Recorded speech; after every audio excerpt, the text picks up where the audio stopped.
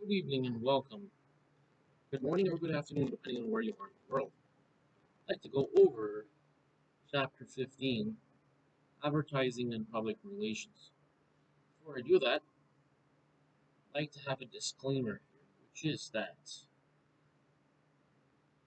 this is for review, educational, and informational purposes. It's not to take the credit for the intellectual property, which belongs to the publisher Cutler and Armstrong. Okay? Just with that in mind, let's go to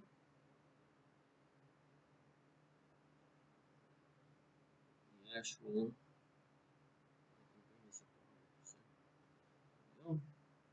Now, let's talk about advertising and public relations. Now that we've looked at the overall integrated marketing communications planning, we dig more deeply into specific marketing communication tools. Okay. Now, in this chapter, we explore advertising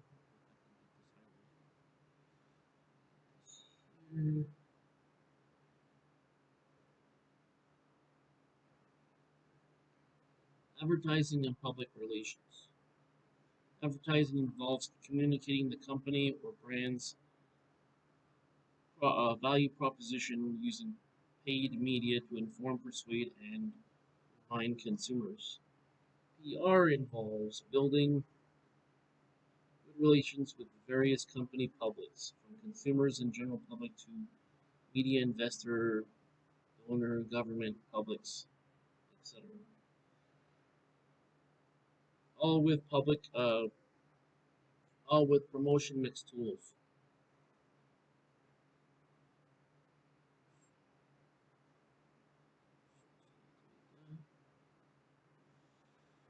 Advertising and PR must blend into the overall integrated marketing communications program. In chapter 16 and 17, we'll discuss meaning promotion mix tools. That is, personal selling, sales promotion, and direct selling, or direct marketing. Now let's start with the question: does advertising really make a difference?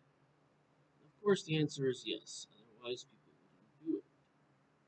Microsoft and Apple certainly must think so. Each spends more than $500 million a year on it. Here we examine long running advertising battle between the computer industry giants, and as you read, think about the advertising on the brand's fortunes. The impact of advertising on the brand's fortunes. Now, this is a case example that I'll let you read. Suffice to say, there was a competition and a rivalry between the two. They made targeted ads that targeted their demographics of people who bought a PC, which included Windows operating system, and a Mac, which included a Mac operating system. One was each one tried to leverage their own advantages in the advertisement and to sway people away from their uh, their platform. So the way they did it is they targeted people from that demographics. Okay. Now keep in mind that this book was published in 2012. I will look at there is a newer book that came out. I have acquired it, and I will take a look at it and let you know some new content with it. Okay. What I'll probably do is I'll have one or more chapters highlighting that. What I need to do is actually finish doing this, and I believe there's 20 chapters in this book. So what I would basically do is I do up to all the from 15 to 20, and I would do another lesson just highlighting the doing a summary of the whole book and do one full lesson. And after that, what I'd basically do is make a comparison between this book and the other book, the newer one. I believe it came out in 2021 or 2022. The idea is we want to find what's newer in the book, so that definitely will be presented. Now, terms of our objectives for this chapter, we want to define what? The role of advertising in the promotion mix. In other words, advertising. We want to describe the major decisions involved in developing an advertising program.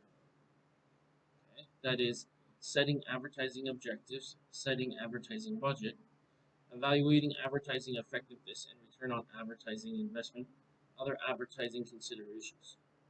And as for objective 3, we want to define the role of public relations in the promotion mix. That is, for public relations and the role and impact of public relations. And for objective 4, we want to explain how companies use public relations to communicate with the public. That is, major public relation tools. Okay. Now, this chapter isn't terribly long, maybe only about 20 pages or so. I'm going to go over, as I normally do, I'm going to go over the main points.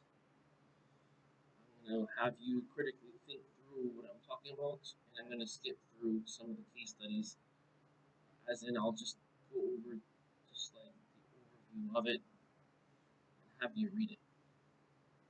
Now, as we discussed in the previous chapters, companies must do more than just simply create customer value. They must also clearly and persuasively communicate the value to target customers. Okay, this has been an ongoing theme in this book. Now, in this chapter, we'll take a closer look at two marketing communication tools. The first one is advertising, and the second one is public relations. Okay, so that's advertising and public relations. In terms of advertising, for purpose of definition, let's talk about advertising. It's any paid form of non-personal presentation and promotion of ideas, goods, services, or any identified sponsor. Okay? Because the sponsor has their promotion as well that's included. And that's basically advertising as per the definition. On modern advertising, however, it's a far cry from the finesse of these earlier efforts. U.S. advertisers now run up an estimated bill of more than $148 billion in measured advertising media worldwide, and spending exceeds an estimated $450 billion. P&G, the world's largest advertiser, also spent $4.2 billion on U.S. advertising and $9.7 billion worldwide. There's a couple of reasons why they spend so much. Number one, because if you advertise in the places where you get the maximum viewership, it's going to cost more. Number two, there is a saying in marketing that says, the person who spends more on marketing wins.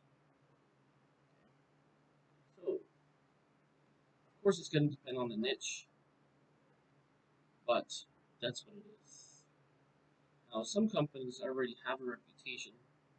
They don't have to spend like Microsoft. Okay, for example, you have Logitech, right? IBM. These are famous companies. They don't have to do as much advertising. Okay? But you still need to be relevant in the minds of the public, okay? Now, although advertising is used mostly in business firms, a wide range of not-for-profit organizations, professionals, and social agencies are also use advertising to promote their causes for various target publics. Right, so you got to understand that it's used not just for profit, but also for non-profit.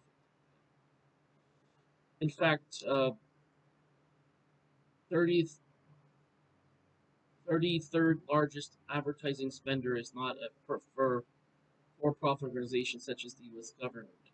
For example, the federal government recently spent some $300 million on its advertising campaign to motivate Americans to take part in the 2010 census. Advertising a good way to inform and persuade, whether the purpose is to sell Coca-Cola worldwide or to get people to developing a nation to use birth control. Well, that's another story. Although, as I said, this was published in 2012, so the times are a little bit different now than it was in 2012. Nowadays, I would say that nowadays it's more like they want them to have more kids. Now, let's talk about the major advertising decisions. So this is similar to the purchasing decisions, except for it's for advertising. Now, when we talk about major advertising decisions, we have to consider actually five things. Number one, the objective settings. Number two, the budget decisions. And then the third one is actually the third and the fourth is actually together as one, which is message decisions and media decisions. And the fifth one is advertising evaluation. In terms of the flow, it goes from objective settings, then budget decisions, then message or media decisions, then to advertising evaluation. Now, in terms of the objective settings, we need to remember that there are two things. Communication objectives and sales objectives. And for budget decisions, we have affordable approach, point of sales, competitive, parity, and objective interest.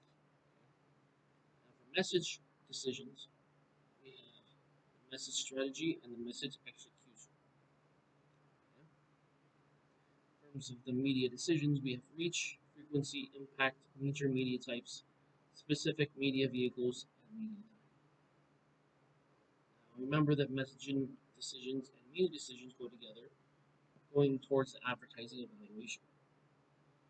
Remember, with advertising evaluation, we need to consider the communication impact, sales and profit impact, and the return on advertising. Okay? So, it's a general flow.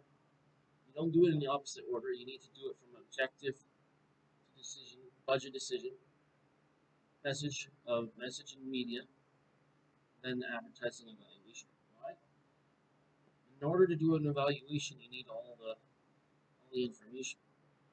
Basically, you get all the objectives, then you have all the budget decisions, meaning what objective settings or what are you trying to do.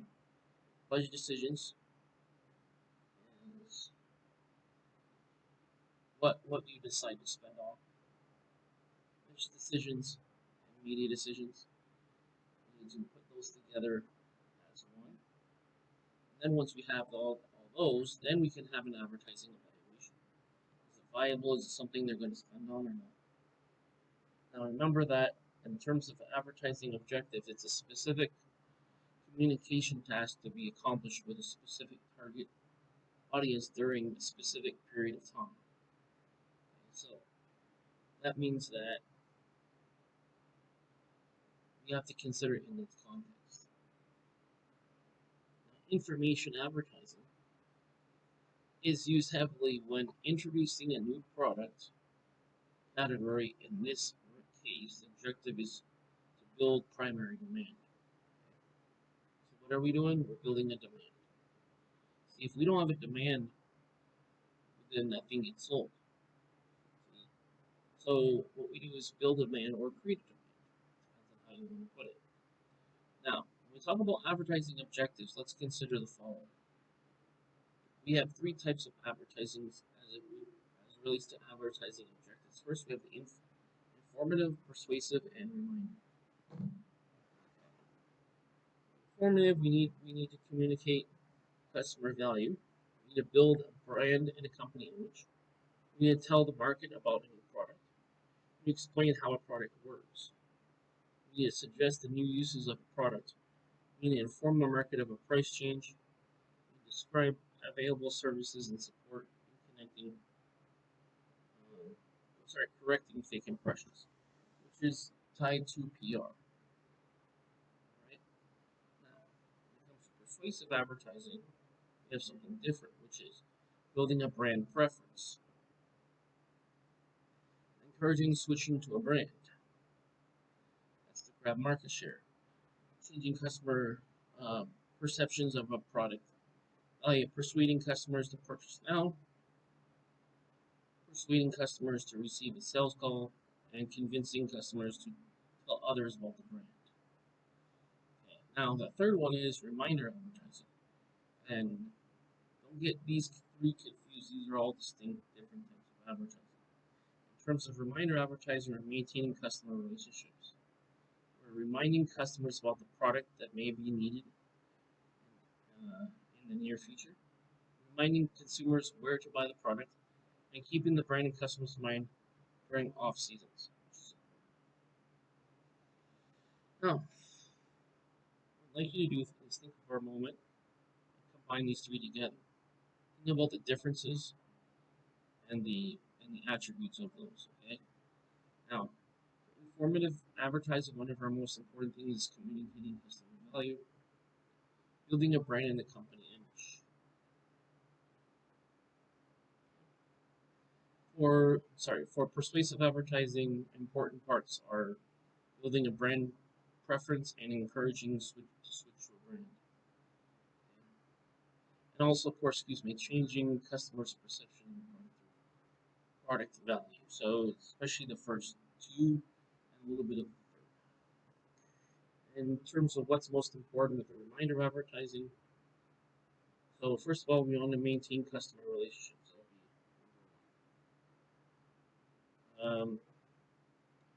Then we could remind customers that the product may be needed in the near future.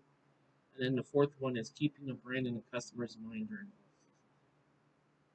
Keep those in mind as your main ones, usually 2 to 3 of them per type of advertising. Now, just as a reminder to drive the point home, that persuasive advertising becomes more important as as competition increases. Okay, that's what it is. So if you have no one to if there's no one to if you don't have any competition, then you don't have any need to convince the customer they should go to your product instead of the competition's. The company's objective is to build a selective demand. So with demand for what? For example, DVD players became established.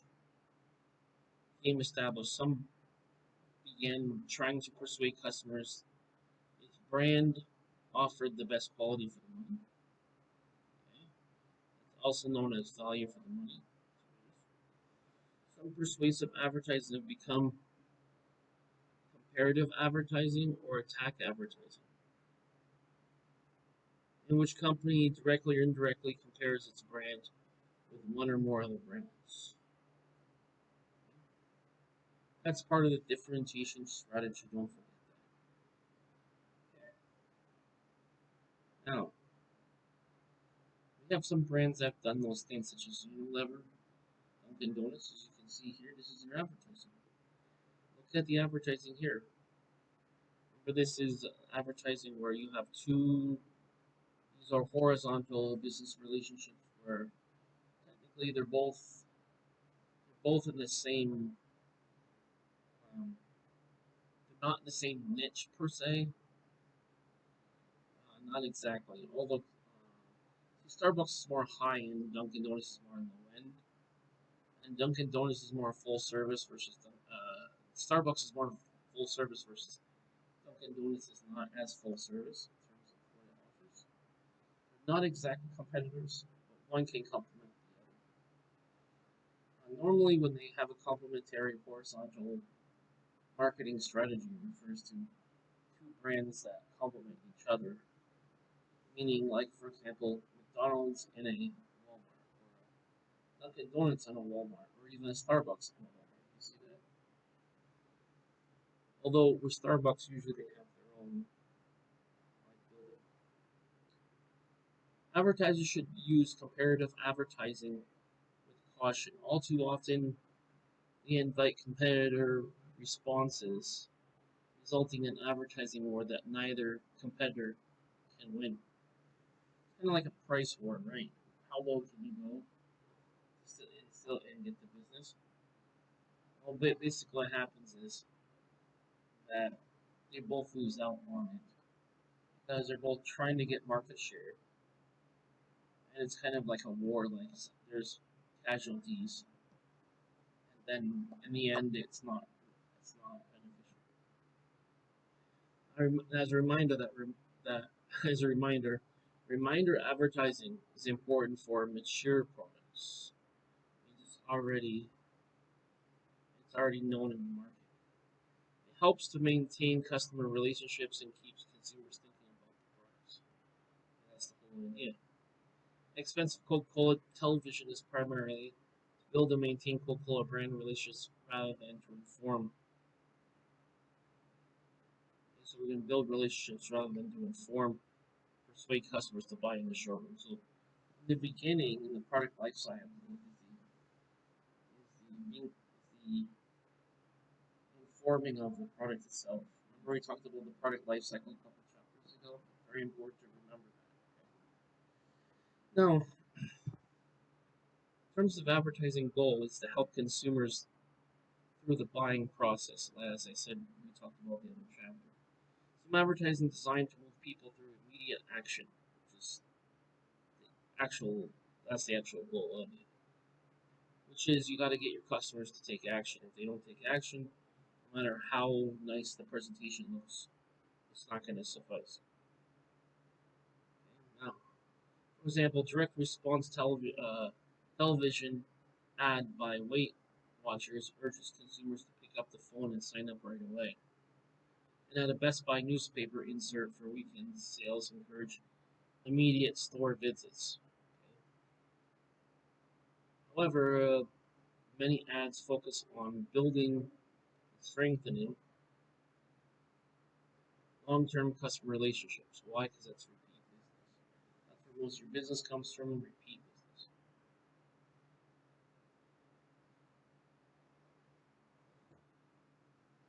Advertising budget. That is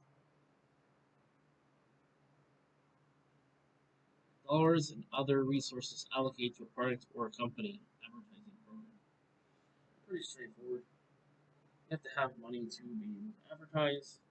The question is, how much money are they going to put into advertising for the campaign? That's basically what it is. A brand's advertising budget often depends on the stage of the product lifecycle. Exactly what I said just a moment ago. See, because when you start out, it's not mature. The beginning phases of the product lifecycle. So, for example, new products typically need relatively large advertising budgets to build an awareness, which is the idea, and gain consumer trial, which means they try it. When you say trial, you're referring to trying something out. In contrast, mature brands usually require lower budgets as ratio to sales. Ratio to sales.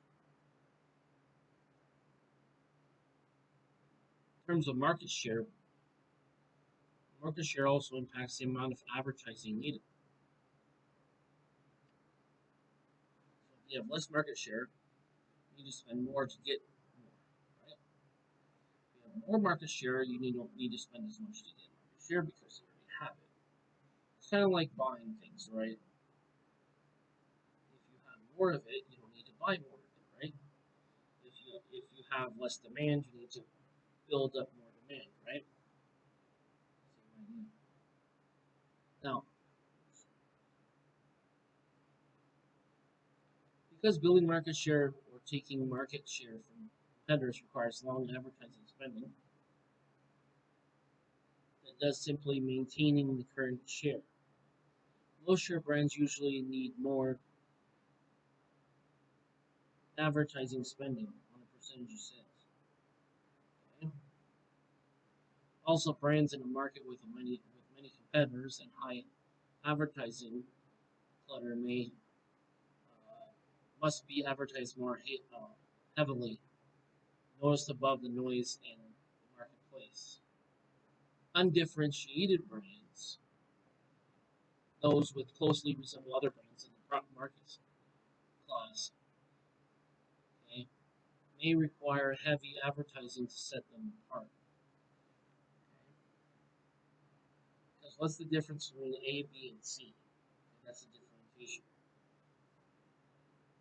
Product differs greatly in competing products. Advertisers can be used to point out differences to consumers. No matter what method is used, setting the advertising budget is no easy task. How does a company know if it's spending the right amount? Some critics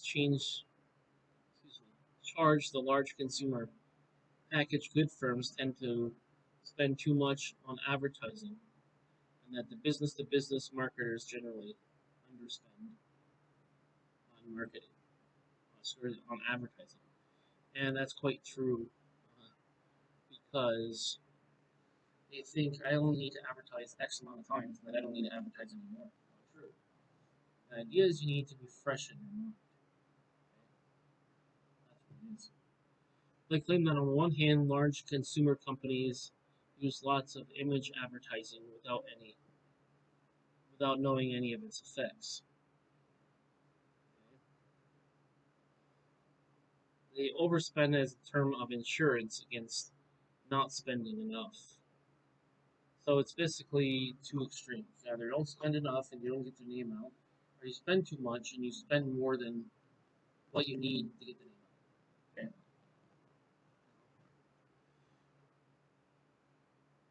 They underestimate the power of company image and product image by pre-selling to industrial customers. They basically sell before they buy. Yes, so they do not spend enough advertising to build customer awareness and image. Companies such as Coca-Cola and Kraft have been sophisticated statistical models that determine the relationship between promotional spending and brand sales. So what is the point? Relationship between promotional spending and brand sales. Okay, so you promote something because you want to get a sale. So you do the sale, you do the advertisement for the purpose of this, you do A for the purpose of B, and help determine the optimal investment across various media. So it's kind of like you do enough to get it through, but you don't do too much where it's a waste. You do more than you need. So because so many factors affect advertising effectiveness, some control but others are not. Measuring the results of advertising spending remains inexact science.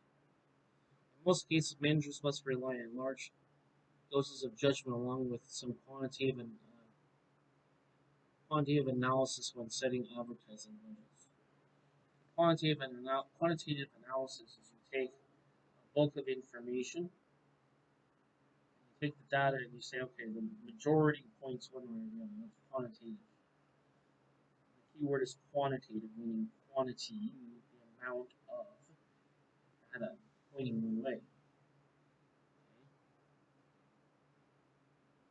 Now, a judgment is more of a after you have the information, you decide yes or no. Okay, that's a judgment versus quantitative is just the information itself, how much of an information points one way or the other. Judgment is what is better, what is worse, what is correct, what is incorrect. That's judgment. Okay? As a result, advertising was one of the easiest budget items to cut when economic times get tough. Okay? Cuts in brand clothing advertising appeared to do little short-term harm to sales.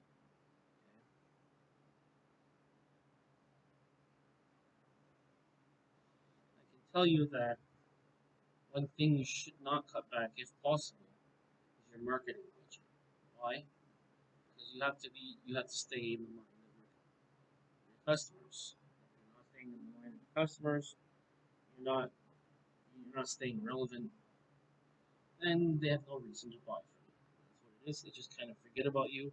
Especially when there's so many other brands, it's easy to forget. Okay.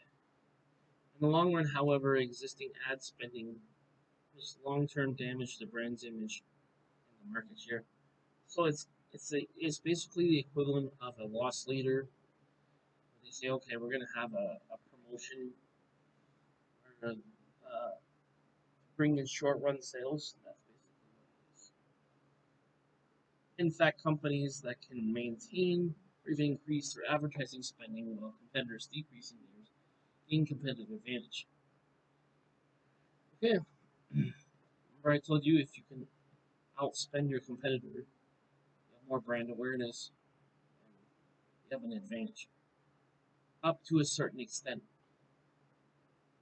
There is something called the principle of declining returns. It means Once you do more than a certain amount, things actually decline because you're doing too much for what you're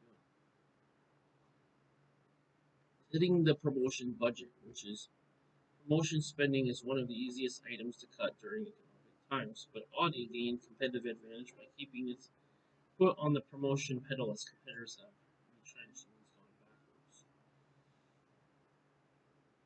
Okay. Remember something, Audi is a luxury brand, it's not a regular brand. So we need to make sure that they always have brand awareness or in the minds of the people or in their demographics. Now, in terms of advertising strategy, let's define this term. As a strategy by which the company accomplishes its advertising objectives. It connects, consists of two major elements. That is creating advertising messages and selecting advertising media.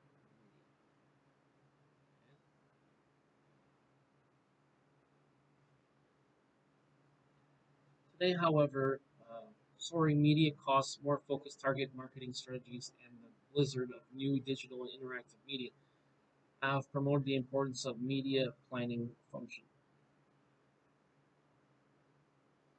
Decision about which media is for the campaign, and is television, newspaper, magazine, cell phones, website, and an online network of or email is now sometimes more critical.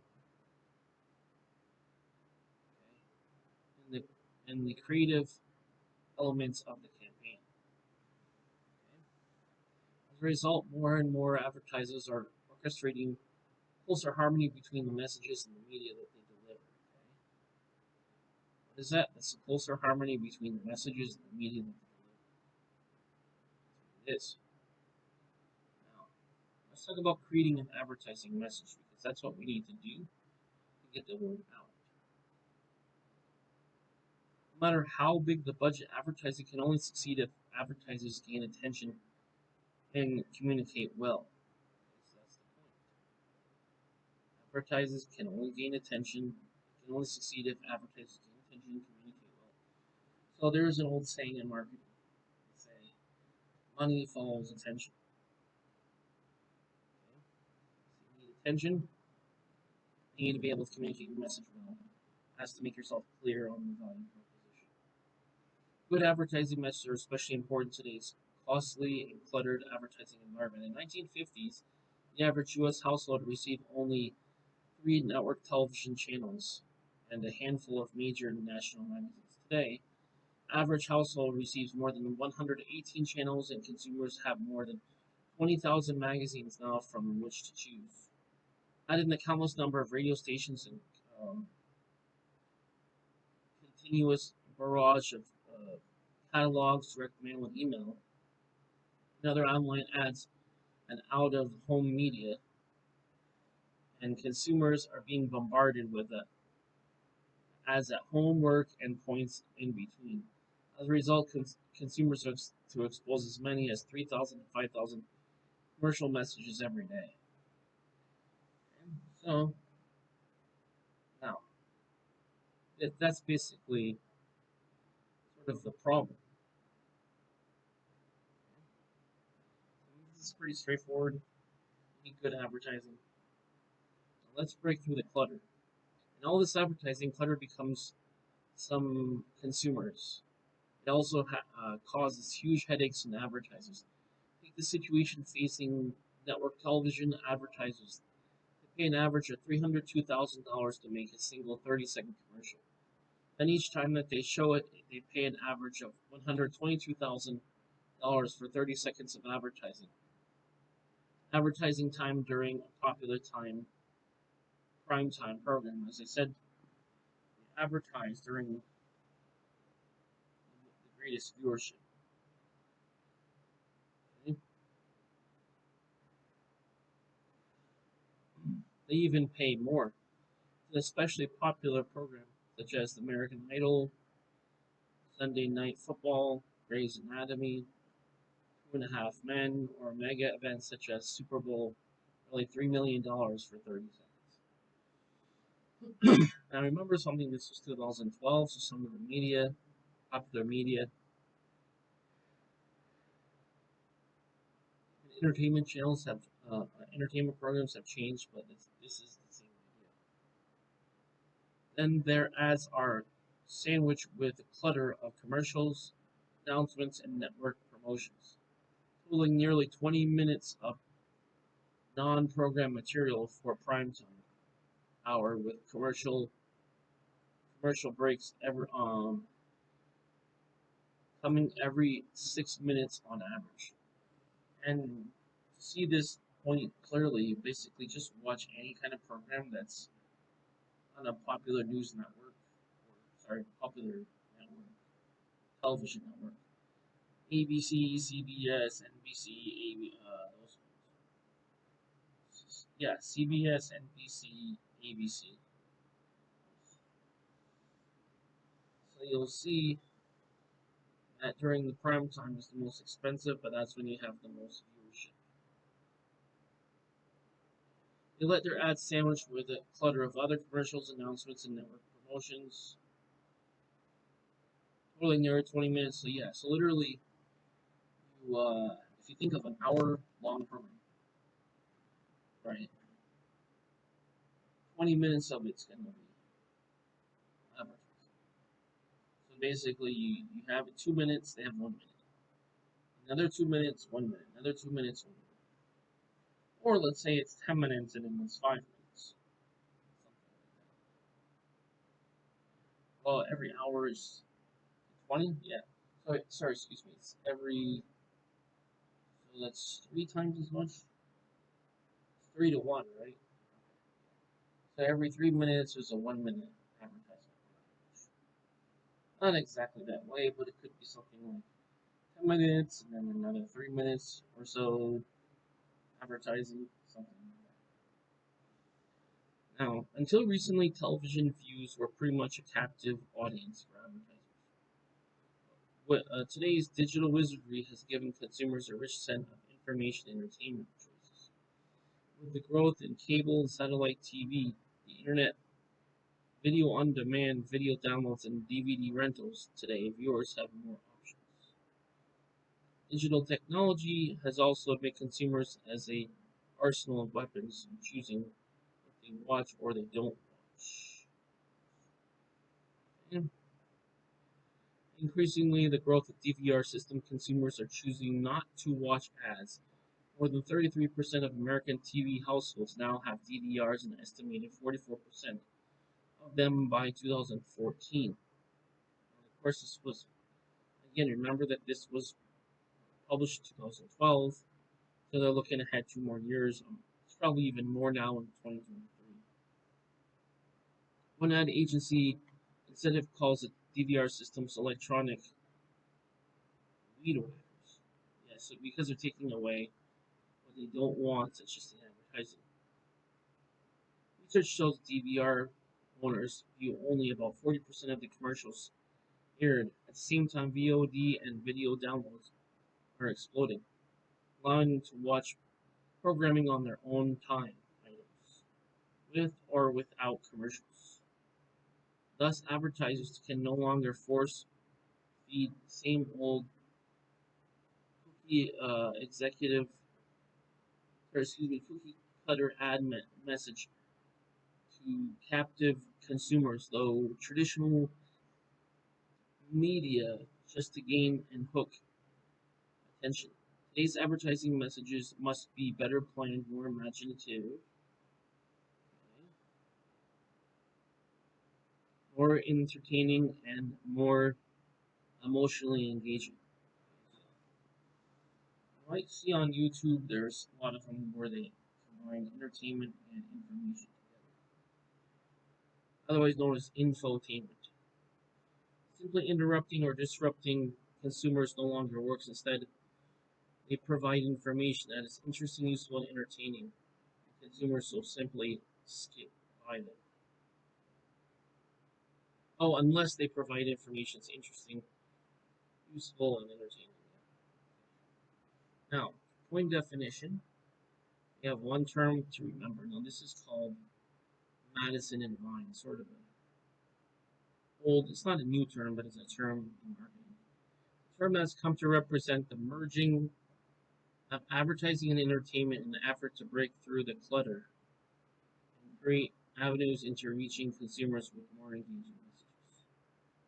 Why? Why does it need to be engaging? Because you have to get their attention and you have to keep their attention.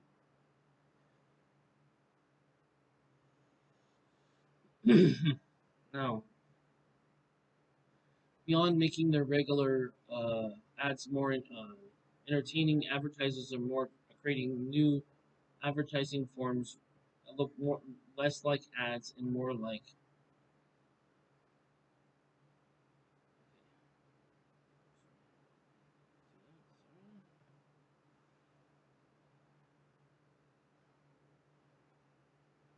short films or shows. They came up with this idea actually in the 90s. Called, basically, it's an infomercial where it looks like it's actual information, but actually laced with it is a commercial.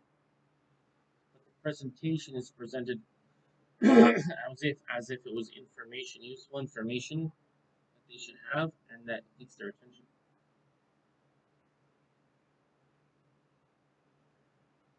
Now,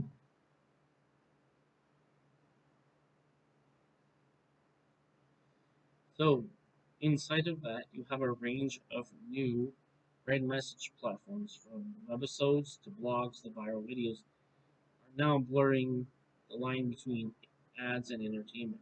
What do you think? What do you think? Video sharing platforms are same sort of thing, right? That's how they make money. They make money off of advertising.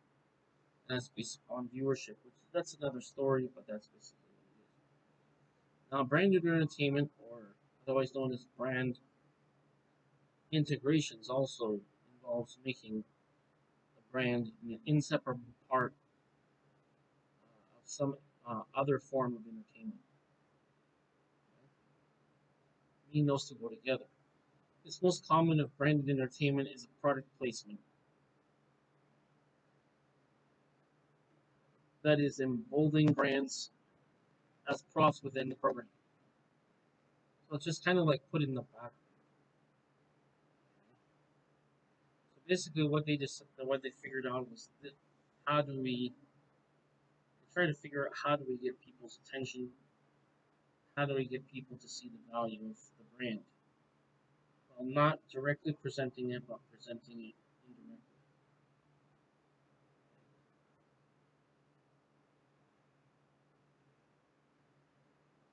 Now, originally created with TV in mind, branded entertainment also spread quickly to other sectors of entertainment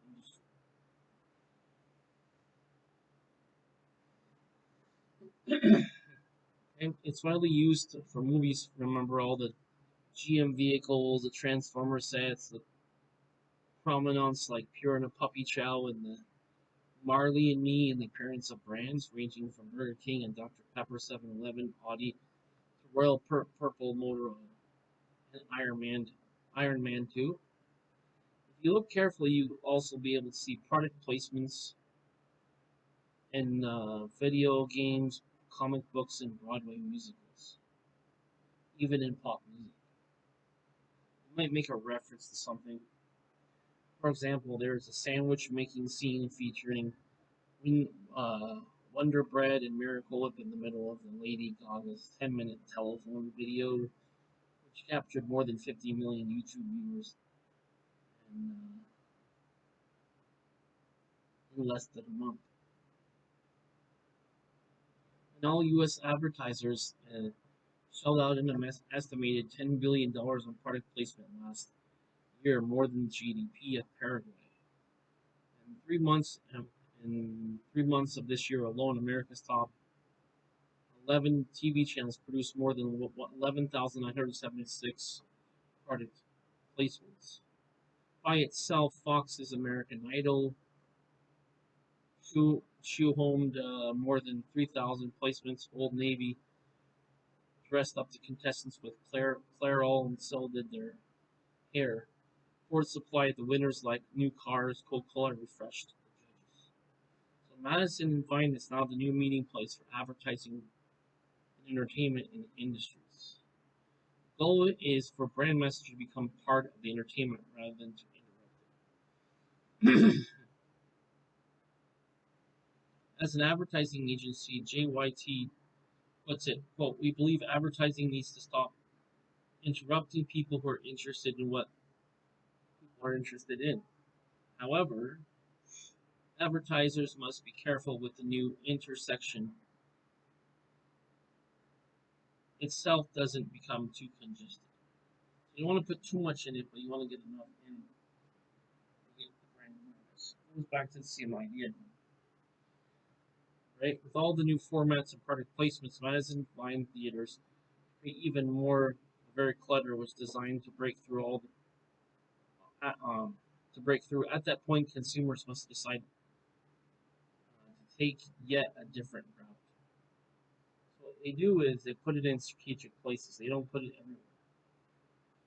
For example, they'll put it in the beginning of a movie. They might have it as a placement somewhere like some type of car, brand, whatever, drink. They'll put it in the movies. Now that's quite huge because how many people are going to see it? A lot. Now, in terms of the message strategy, the first step is creating an effective marketing message strategy. That is,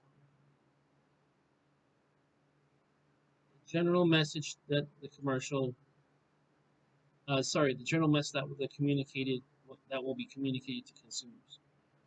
The purpose of advertising is to get consumers to think about or react to a product or company in a certain way, such as buying something. People will react only if they believe that the benefit from doing so. Thus, developing an effective marketing strategy begins with identifying customer benefits. So, what do they want to do? They want to develop an effective marketing strategy to do what? Identify customer benefits. Can be used as advertising appeals.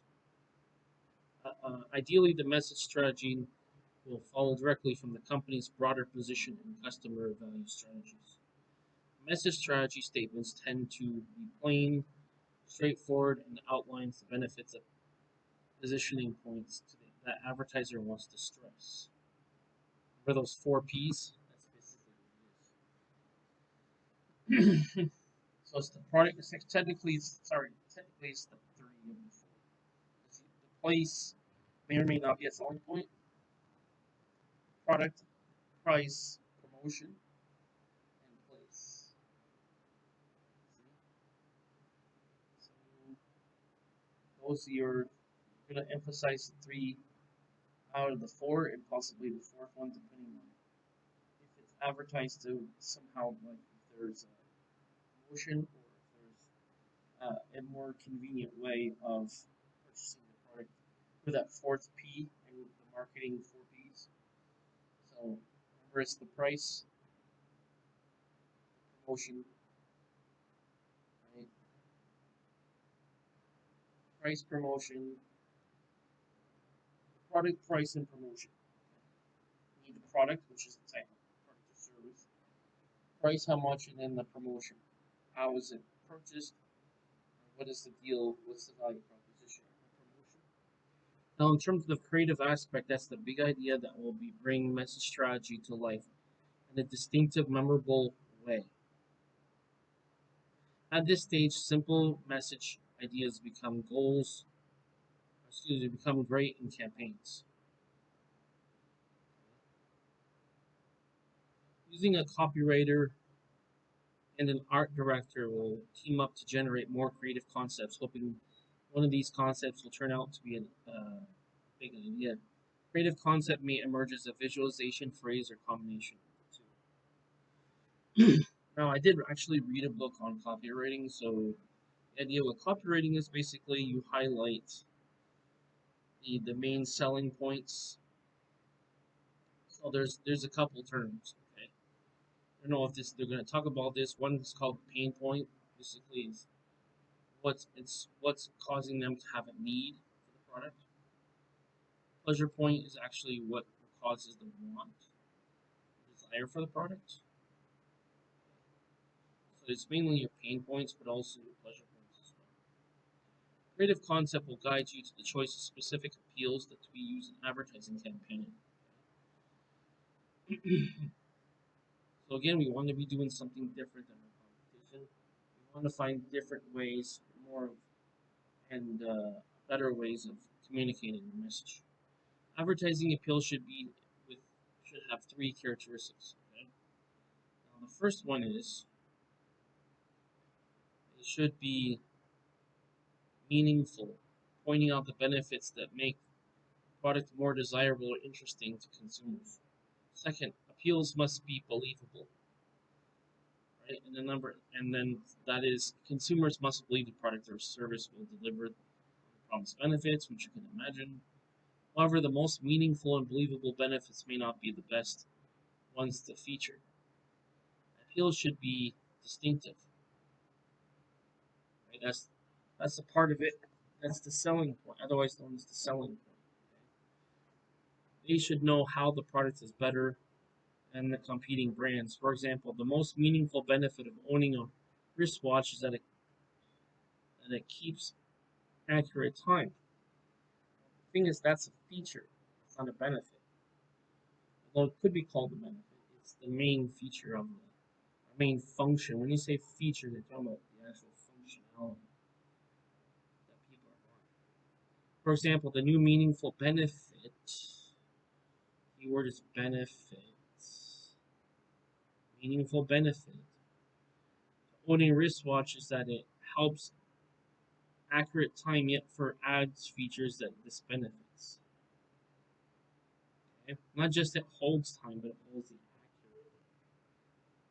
Instead, based on the distinctive benefits they may offer, advertisers might select any number of advertising themes. Okay? For years, the Timex has been the affordable watch. Last Father's Day, for example, Timex ads suggested more than just tell dad more than time this Father's Day.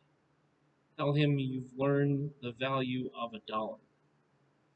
Similarly, the Rolex ads also talk about keeping time. Instead, they talk about the brand's obsession with perfection.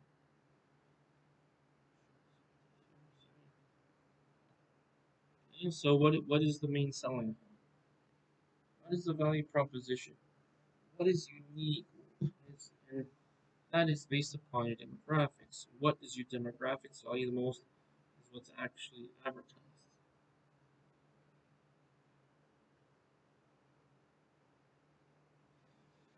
And the fact that Rolex has been the prominent symbol of performance and prestige within the century. See here are some buzzwords. Prominent symbol, performance, and prestige. Now, in terms of a message execution, means how you get the message across. That is the approach, style, tone, word, and formal use in executing advertising message. Okay? Because we want to keep in mind a couple of things. The first thing you want to keep in mind is the advertiser now must turn his big idea into an actual ad execution and capture the target market's attention and interest. The creative team must find the best approach, style, tone, words, and format in executing the message, which is the execution style that they're going to implement. Okay? Now, there are some things that are part of the execution style. Number one is the slice of life. It is a style that shows one or more typical people using products in a normal setting. For example, Silk Soy Milk, Rise and Shine, shows a young professional starting the day with a healthier breakfast and high hopes.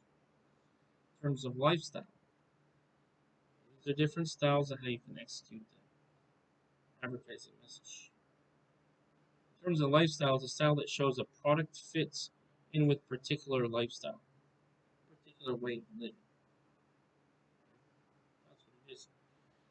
For example, an ad for athlete activewear shows a woman in a complex yoga pose and states, If your body is your temple, then build it on one piece at a time. Okay? Next one is fantasy. These are these can be pain points or pleasure points. Style creates a fantasy around the product or its use. For example, Traveler's Insurance features a gentleman carrying a giant umbrella, the company's brand symbol. Man helps people by sorry, the man helps people by using the umbrella to protect them from the rain and sail them across the flooded river and fly home. The ad closes with Traveler's Insurance there when you need it.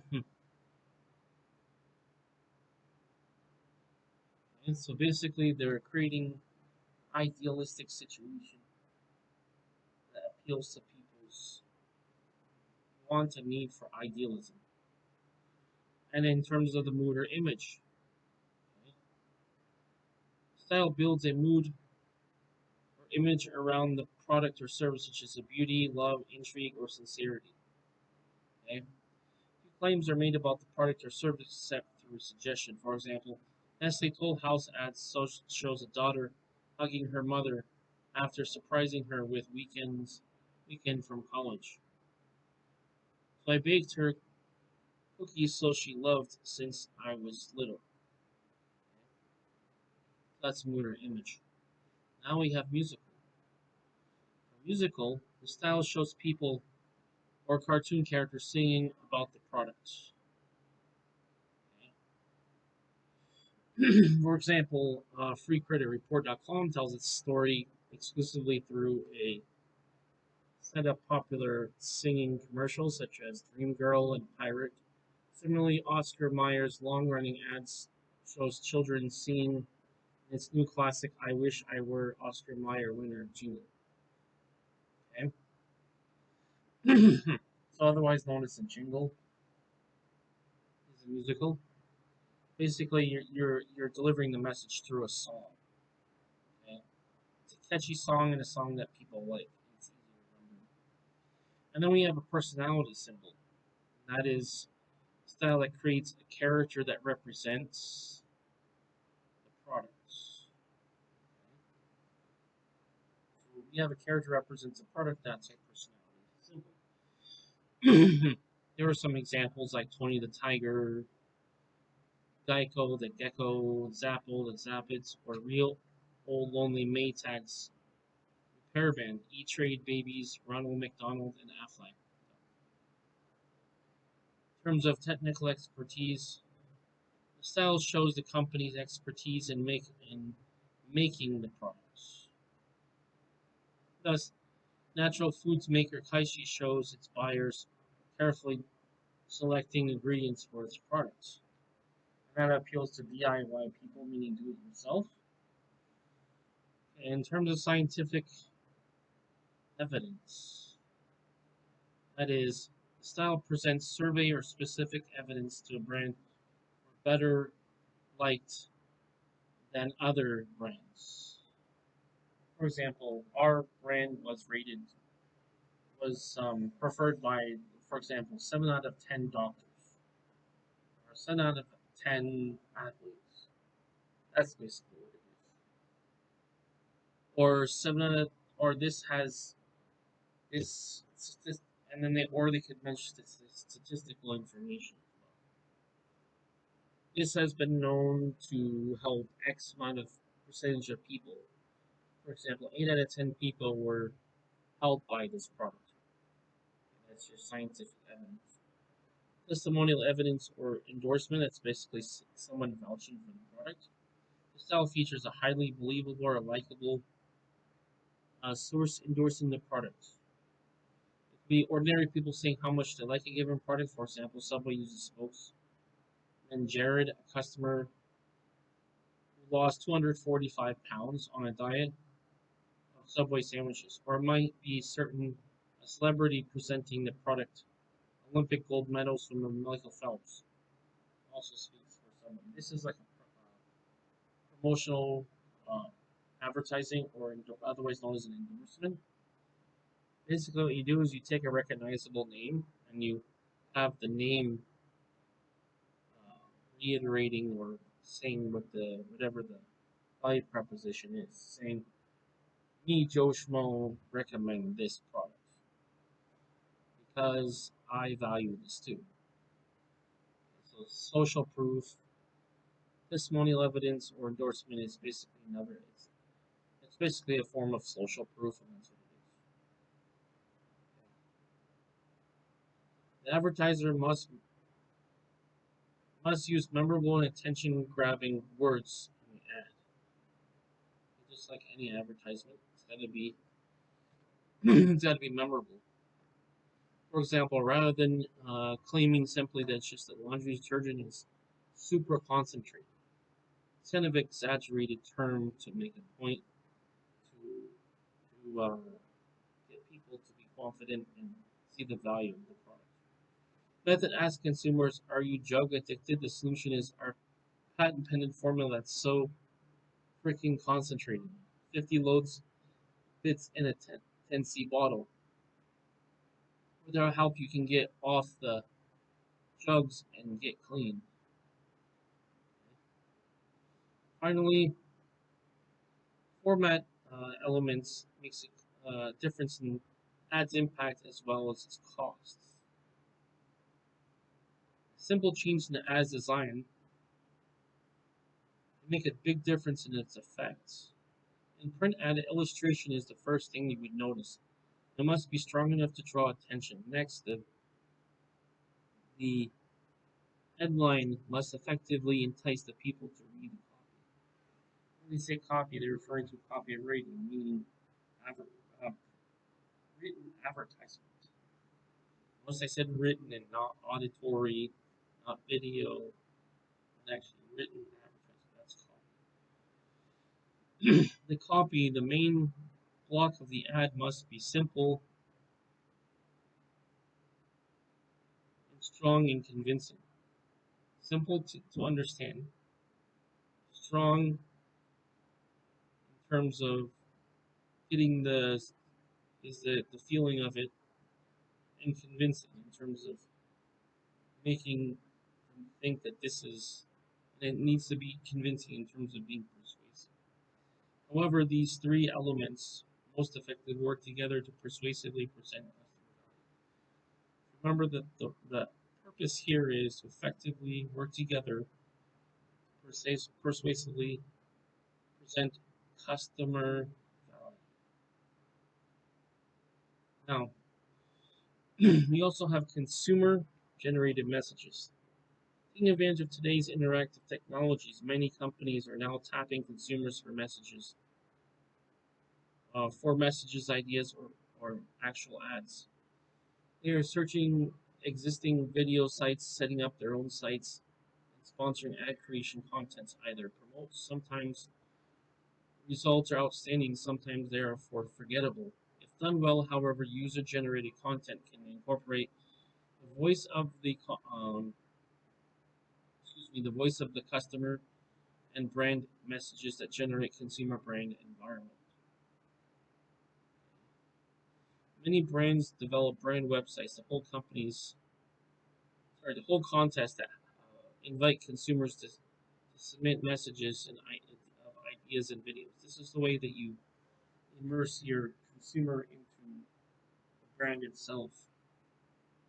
Some examples is like Pepsi Company, Doritos, and it's basically like people compete for the winning brand, and then there's a prize at the end. Um, Let's do some more. Let's talk more about advertising media. Oh, and one more thing here. Not all consumer-generated advertising efforts, however, are successful. As many as big companies have learned, ads made by amateurs can be very well amateurish. Done well, however, consumer-generated advertising efforts can produce more creative ideas and fresh perspectives on the brand for consumers who actually experience it. Because when you make the advertisement, you make it from the consumer's point of view. From the point of view and also from the time period.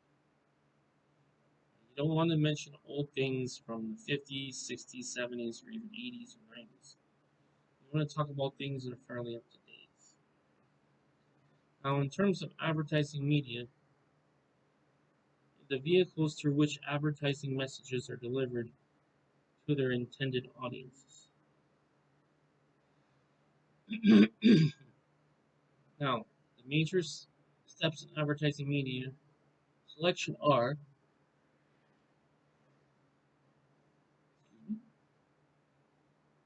number one, determining the reach. It means how far, how much of the market can they advertise to, or people, or can they make people aware of? That relates to the frequency, impact, and impact. See, is how often, how much of a result does it make in terms of impact. Number two is choosing among major media types. Okay. What kind of media are you using? Are you using TV, magazine, radio, or are we using internet, digital? Number three, such as internet,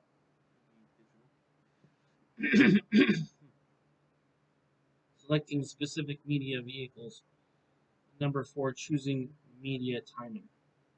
When is it advertised on what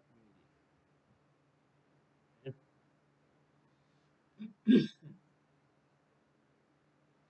Now, in terms of determining the reach, frequency, and impact, to select media, the advertisers must determine the reach, the frequency needed to achieve advertising objectives, and, and keep in mind that reach is a measure of or percentage of people in the target market which is exposed. Similar to what I just told you. The greater the reach, the more people that they've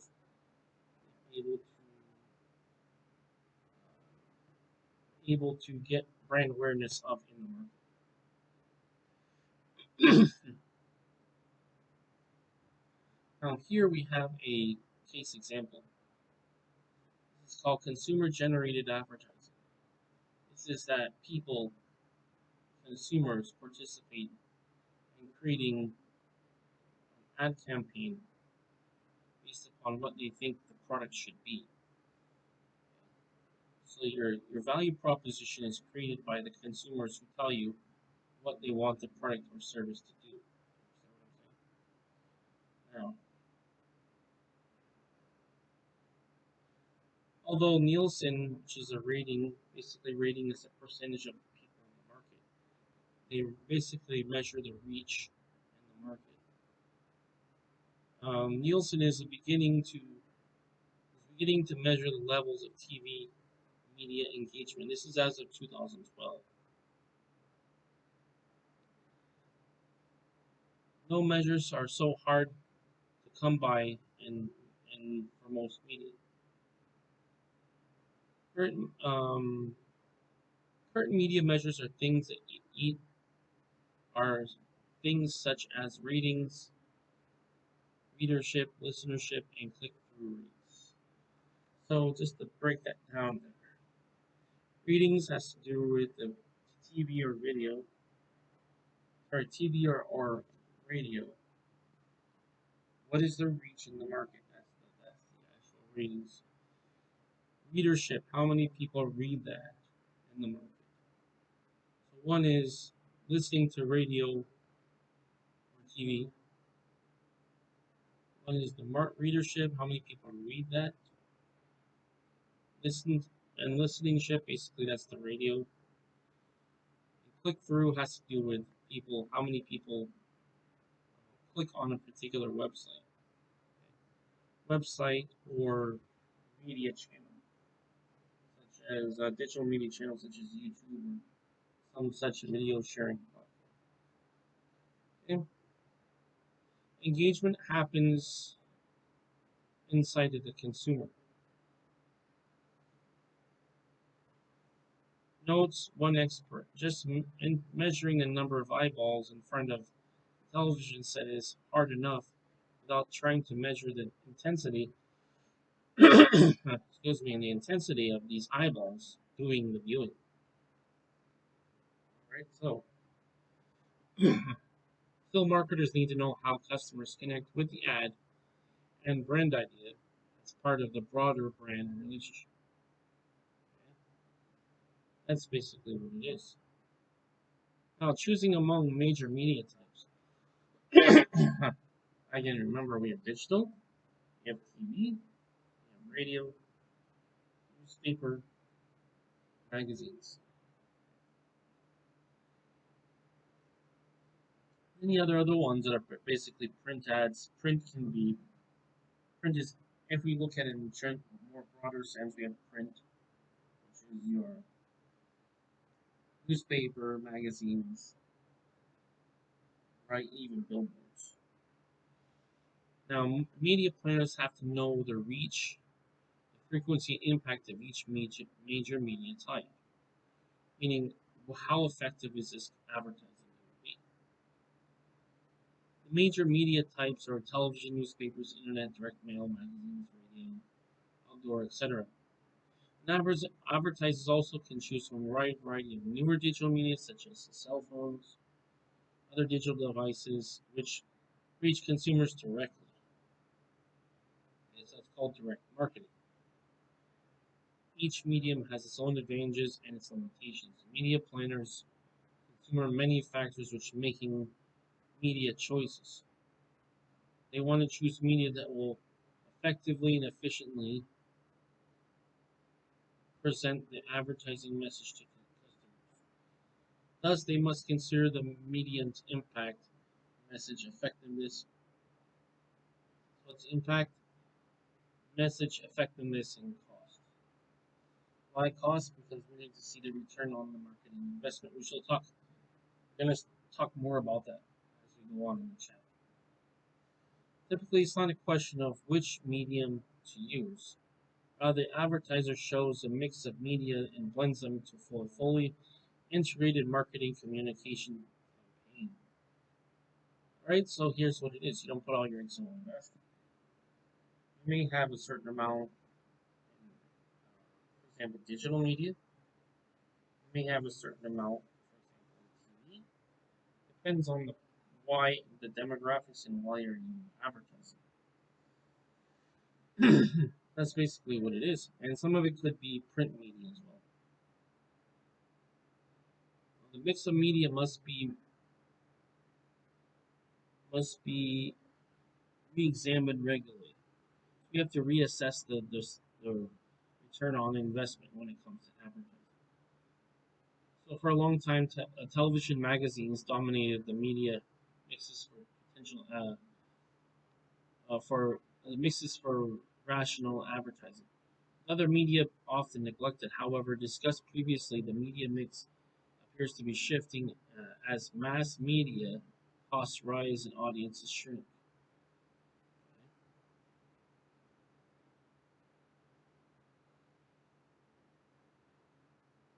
So shifting means changing from one place or one to the other. And exciting digital and interactive media emerge. Many advertisers will find new ways to reach consumers. They're supplementing. They're supplementing traditional mass media with mass specialized and highly targeted media. That's basically what it is. Because you want to be advertising to the people who are most likely to purchase can and have the ability and have the desire to purchase your product. So, for example, if people are not interested in, for example, buying cars, then you wouldn't sell cars in a place where, such as a car magazine, because no people don't want to buy cars, for example, right? Or let's say a watch magazine. Let's say you want to sell a Rolex, right? Let's say people in that magazine don't buy Rolexes, either because it's not the right place for them to watch, or they just don't have an interest or a budget for Rolex watches. Now, in addition to the explosion of online media, cable and satellite television systems are booming. Such systems allow newer programming formats such as all sports, All news, nutrition, arts, home improvement, gardening, cooking, travel history, finance, and others target select groups. These are each one of your niches that you have. Sorry, demographical niches. So these are each one that you're advertising only in this advertising segment. So next thing we need to consider is the profiles of major media types. First, we have the first one is television. That's your mass marketing, good mass marketing coverage, but low cost per exposure. Combine sight and sound, motion appealing to the senses. In terms of its limitations, it has high absolute costs, high clutter, fleeting exposure, less audience selectivity. So you want to, if you want to be, let's say you want to sell Rolexes, you want to sell only to a market of people who buy luxury watches, only within that demographic. In terms of newspapers, are flexible timelines, good local market coverage, and broad acceptability, high believability. Okay? The only thing with newspapers is short life, or reproduction quality, small pass along audience. So past a certain point, newspapers aren't read past a certain date. Maybe only like a week later, a month later at most. Then they're no longer seen. Of course, internet, which I would say is probably one of the best places. High selectivity, low costs, immediacy, interactive capabilities. Now, it could have low impact and the audience controls the exposure. But I still think it's probably the best way. Direct mail is high audience selectivity, flexibility, no ad competition. The same medium allows personalization. Relatively high cost per exposure and also has a risk of having an image called junk mail. That's something you don't want to be associated with. In terms of magazines, high geographic and demographic selectivity, credibility and prestige, high quality reproduction, long life, and good pass along leadership. The limitation is as a long ad purchase lead time, high cost, no guarantee of position. Now, the main thing is the visibility. If people are not buying magazines hardly anymore, it becomes less and less valuable. Also, newspapers is like that, unless it's a very specific, specialized newspaper, like for example, the Wall Street Journal or like Investors Business Daily, or some specialized newspaper. If you put something that relates to that, then it's very selective and has great reach in its own niche. Now, in terms of radio, it's good local acceptance, high geographic and demographic sensitivity, and low cost. And they like to send me messages too. That is now with magazines, you have long ad purchase lead time, high cost, and guarantee of positions. With radio, it's audio only, fleeting exposure, low attention, half heard medium, and fragmented audience.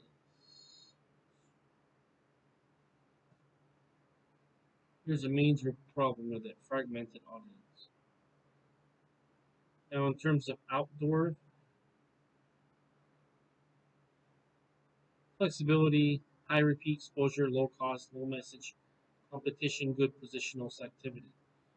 Has little audience selectivity and creative limitations. Now, advertisers can take advantage of such narrow casting or rifle in on special market segments rather than shotgun approaches offered by network broadcasting.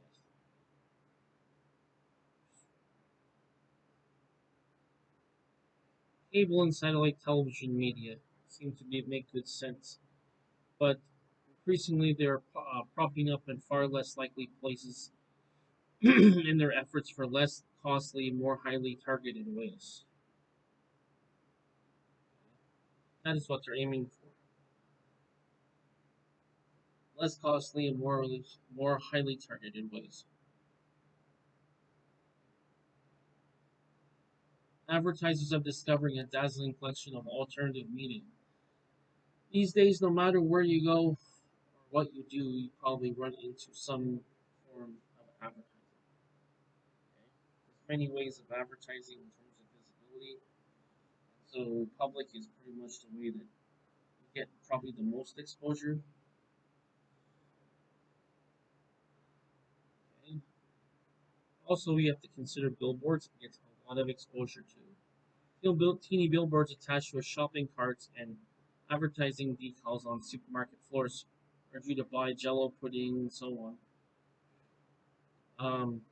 When you go outside, there's a city of trash truck sporting and glad trash bags. A nearby fire hydrant is emblazoned with advertising for KFC's fiery chicken wings. You escape to the ballpark only to find billboard-sized video screens running Budweiser ads that are blinked with electronic message boards circling lazily overhead. How about a quiet trip to the country? Or you find an enterprising farmer using his milk cows as four-legged billboards mounted with ads of Ben and Jerry ice cream. So that's the creative aspect. When you're creative, you have more ways of communicating a message than just the standard way that everybody's familiar with. The other advantage of creative aspects, creative marketing, or creative advertising, is that you're able to get their attention in a way that they're not used to seeing, and also in an entertaining way that gets their attention. Okay?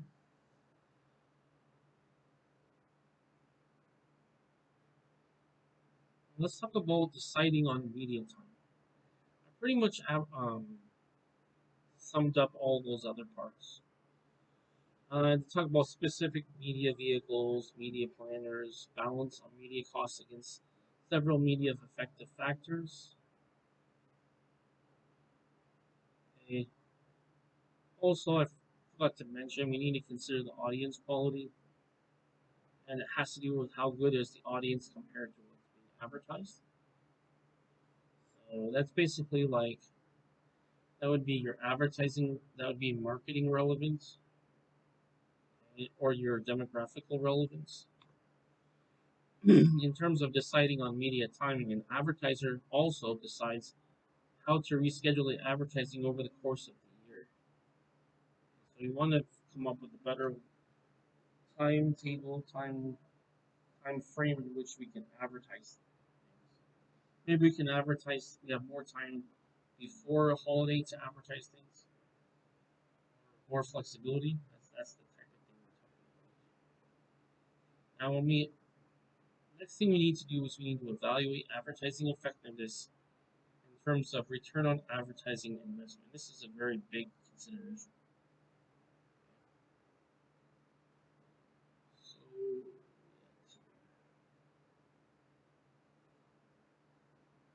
okay. Now,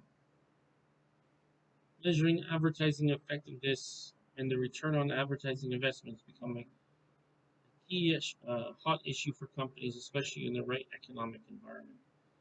This friendly economy has obligated to pinch pennies and more tightly and squeeze blood from a rock, which means getting something from nothing, or very something from very little. So remember, in terms of return on advertising investment, remember that this is a net return on advertising investment divided by the cost of the advertising investment. So remember, it's the net return.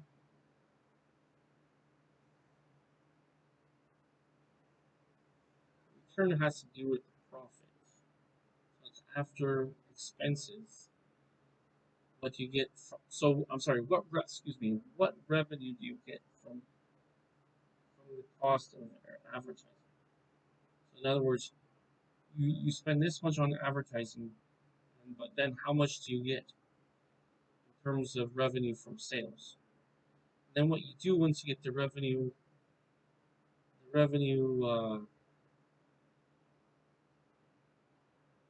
from sales, right?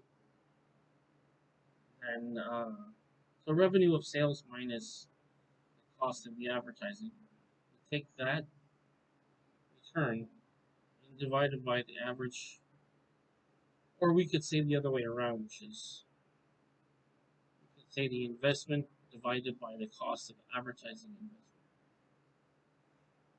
Okay, returns are the return divided by the advertising investment.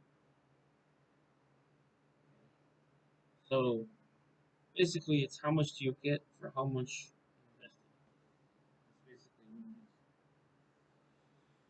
invested. Advertisers regularly evaluate two types of advertising results.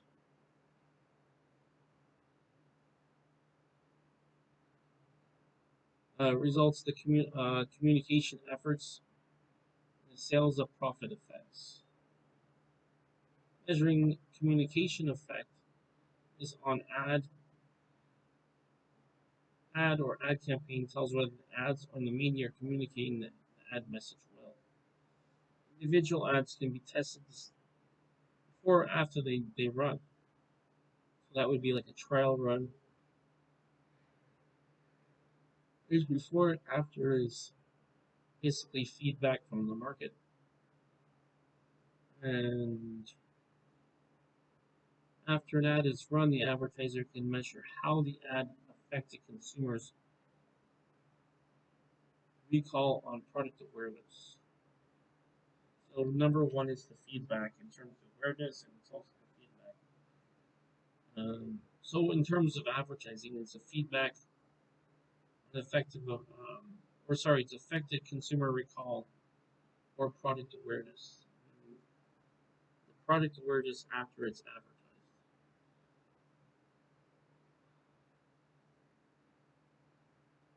So we have pre-evaluation, post-evaluation of communication efforts that can be made for advertising campaigns as well.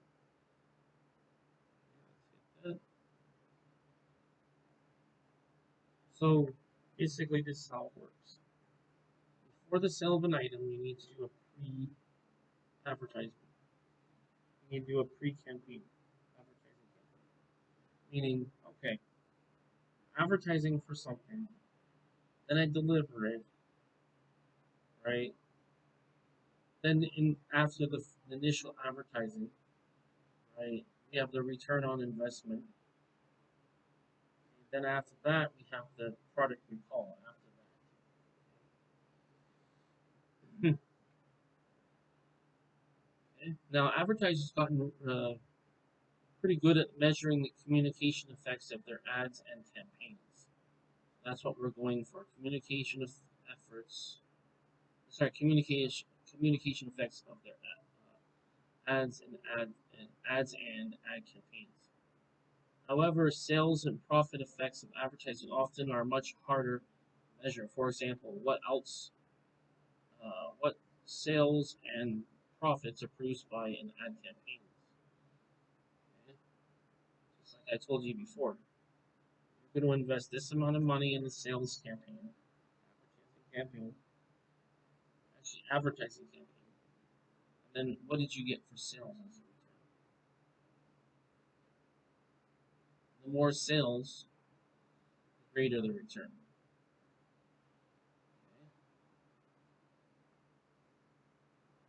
Sales and profits are affected by many factors of other advertising, such as product features, price, and availability. Okay? So, don't forget that part. Product features, price, otherwise known as product price. Okay?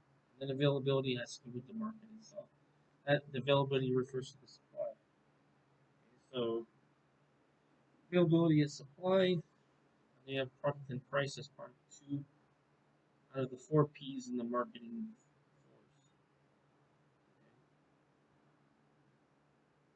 One way to measure the sales and profit effects of advertising is to compare uh, is, is to compare past sales and profits with past advertising expenditures. So it's just like this. This is like, okay, campaign number one, spend X amount of dollars to get a Y amount of sales. Okay? Average campaign number two, A campaign got A. Excuse me. Okay, product A spent A in budget, and then B and got B in sales. Campaign number two, same idea. Spend X in budget and Y in sales. You see? So you compare the first campaign, the second campaign. Are we getting better? Are we increasing sales? Are we increasing our return? Just like this, anything where you have to measure viability of an advertising campaign. For example, let's say a teacher wants to a private, let's say a tutor is advertising their services, right? Let's say through this advertising, they didn't get any sales. Is it worth it? It's kind of common sense. Is it worth it? In other words, the revenue from sales has to be more than the revenue, the expenses from the advertising campaign. That's the idea. However, because there are many factors after advertising effectiveness, some controllable, others, in other words, not measuring the benefits of advertising, spending explains an inexact science. There's a certain amount of things where you can't measure everything. You can't measure what people gonna want tomorrow. You can influence it, but you can't force it. You can't control it. See? Marketers are tracking all types of data that can still answer basic questions about advertising accountability as marketing analysts because they don't have real models and matrices to which they are can make sense of. Advertisers are measuring everything closed and trying to look up. Everything that can ranges from how people respond to ad and how sales are closed, trying to hook up those two end places. So basically, we're connecting those two endpoints, two data points.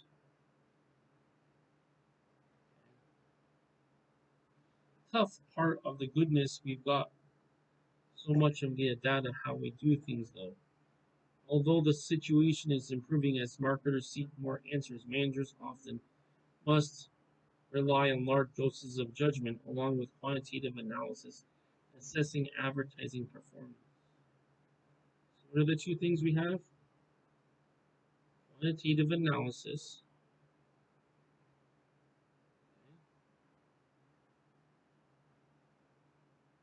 and assessing advertising performance. Remember I said that. Remember they said the first thing was quantitative analysis and judgment. Well, the judgment is a measurement of an assessment based upon the performance versus the output versus the input. Meaning what you get out of it versus what you put into it. Into it would basically be your advertising budget, advertising investment. And your output would be the revenue generated from sales based upon the advertising. Meaning the sales you got after the advertising. We also have other advertising considerations to think of as well. In developing advertising strategies in any program, the company must address two additional questions. First question is, how will the company organize advertising function? Meaning, who will perform the advertising tasks? Second of all, how will the company adapt its advertising strategies and programs to the complexities of the international markets? Remember we talked about before, we talked about domestic markets, and we talked about international markets, and we talked about marketing considerations. Now, the complexities are those marketing considerations. In terms of organizing for advertising, you need to consider that different companies organize in different ways to handle its advertising. There's many factors for that. For example, in small companies, advertising might be handled by someone in the sales department. Large companies have advertising departments whose job it is for advertising budget. Why? Because it's too big. You can't just have one guy doing everything. If the company gets big enough, there's you have a certain amount of customers to serve. Right? And then we have to have people who just specialize in just doing that. Okay. Now we have as I said before, a case study. This one's about the Super Bowl, the advertising for the Super Bowl. This talks about the amount of money spent on it, the reach, and then the ads, and then the households that it got in terms of reach. Now, take a look at that, read through that, and get a greater idea about what that reach is. Now, let's define a couple some words here, some terms. First thing, this is a pretty basic one. Most people know what this is, but just purpose of definition. Advertising agency is a marketing services firm that assists companies in planning, preparing, implementing, and evaluating its portions of advertising programs. See that? That's what it is. Today's agencies employ specialists who can often perform advertising tasks better than the company's own staff can. Agencies bring out an outside point of view, solving companies' problems along with lots of experience working with different clients and struggles or situations.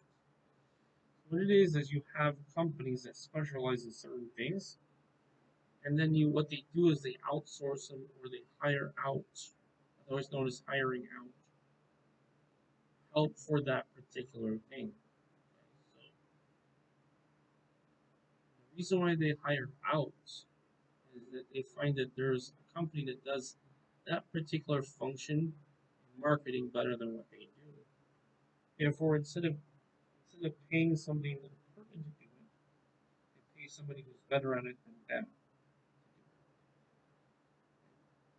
Some ad agencies are huge. The largest U.S. agencies, McCann Erickson Worldwide, has annual U.S. revenues of more than $450 million. In recent years, many agencies, have grown by gobbling up other agencies, thus creating huge agencies holding companies, which is basically the acquisition process anyway. Okay, so we have mega groups, and these firms include advertising and PR, as well as promotion agencies with combined worldwide revenues of over $13.6 billion, which is quite a bit. So you can see these are very large companies, and basically they just specialize in one thing. Most large advertising agencies have staff and resources to handle all phases of advertising campaigns for their clients, creating a marketing plan, to developing ad campaigns, for preparing and placing and valuing ads. Let's talk about international advertising decisions. First, we consider domestic ones. Now let's talk about international ones. In terms of international advertising decisions, international advertisers face many complexities not encountered by domestic advertisers. The most basic issue concerns the degree in which global advertising should be adopted to the unique characteristics of various countries' markets. Okay, as we've talked about before in the previous lesson, some large advertisers coordinate worldwide advertising, where it's debit and credit cards under some more people go with Visa creative platform, which works as well as in Korea does in the United States or Brazil.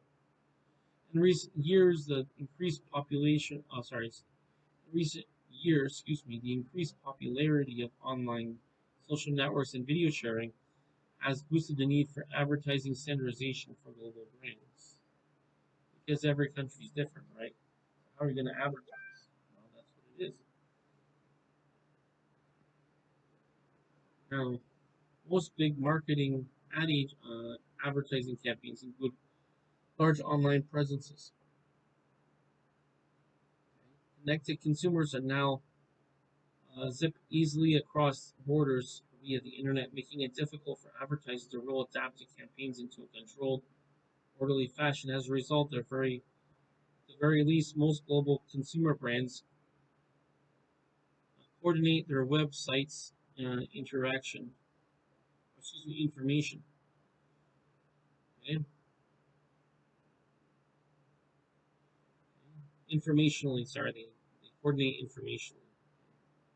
So this website with this information with another website with this information.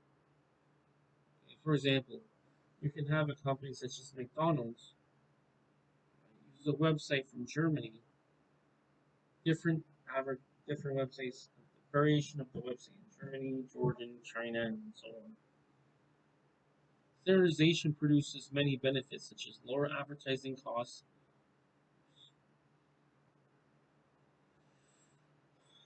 greater global advertising coordination, and more consistent worldwide image. It also has drawbacks. Most importantly, ignores the fact that the country may differ greatly in the culture and demographics and economic conditions. All those things have to be considered as we talked about in the previous chapter. And that had to do with the marketing plan itself.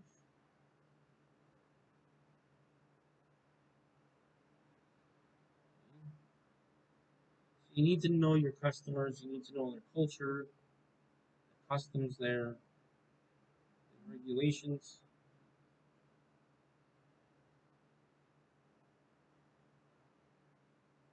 Those types of things.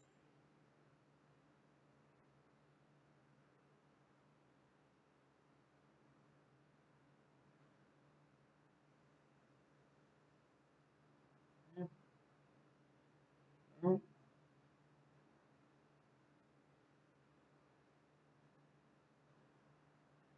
think about that. If you think about how that works, you can immediately see there's lots of complexities, as not every, as most countries are different, require different marketing campaigns to serve and effectively communicate the value proposition to each country. But global advertisers face several problems. So considerations, one of them is a problem.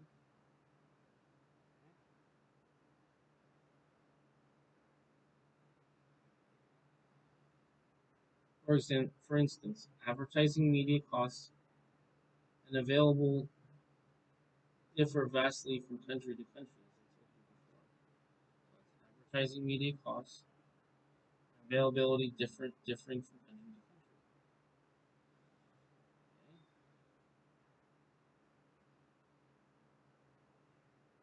Countries also differ in the extent that they regulate advertising practices. You have to consider the regulations. Many countries have extensive systems of law restricting how a company can spend on advertising, the media used, and the nature of advertising claims.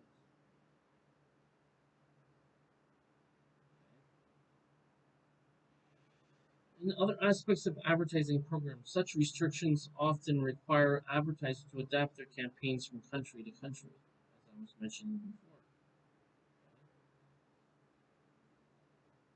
Remember that we all, not only in addition to culture, customs, we need to consider the regulations of the country as well, which means the business laws of the country. Okay?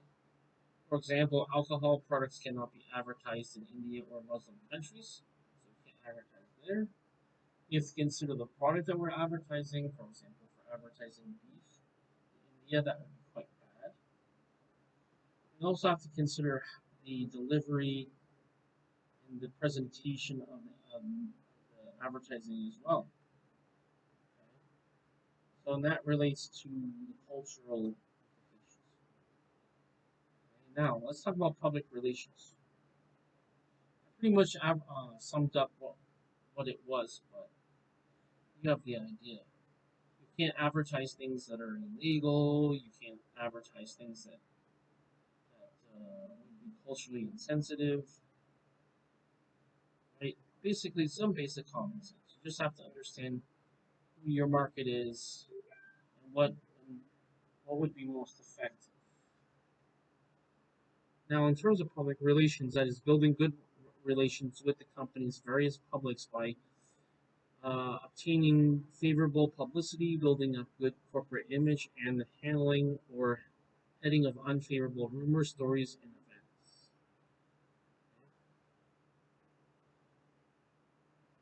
Now, let's talk about some aspects of that. Number one, we have the press relations or press agency. That's creating and placing newsworthy information in news media to attract attention. Person, product, or service. We have the product publicity, which means it's basically the product exposure, publicizing it. You have the public affairs, which is building and maintaining national or local community relationships. We have lobbying, which is building and maintaining relationships with legislators or government officials to influence legislation or regulation. That's lobbying. It's basically legalized bribery. Is basically anyway, if it's legal, it's legal. Investor relations. That is maintaining relationships with shareholders, others in the financial community. And the last one we have of this public relations is development. That is working with donors of members or nonprofit organizations to gain financial or volunteer support. So you can see that part. Now, this will be our last section before the end of the chapter. Public relations is used to promote products, peoples, places, ideas, activities, organizations, and even nations. Companies use PR to build good relations with consumers, investors, the media, and their communities. Trade associations have used PR to rebuild interest in declining commodities such as eggs, apples, uh, you know, potatoes, milk, etc.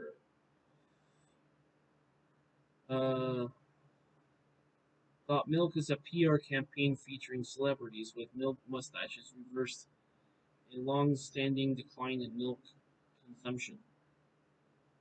Even government organizations use PR to build awareness. For example, National Heart, Lung, and Blood Institute, the NHLBI, and the National Institutes of Health sponsors a long-running PR campaign that builds awareness of heart disease in women. Okay? So, the campaign creates awareness through an interactive website in terms of media channel or mass media placements and current campaign materials, everything from DVDs, posters, speakers, kits, airport dioramas. It also sponsors several major national events, such as the National Wear Red Day, Red Dress Collection, Fashion Show, Art, and numerous other ones. So that's what it is.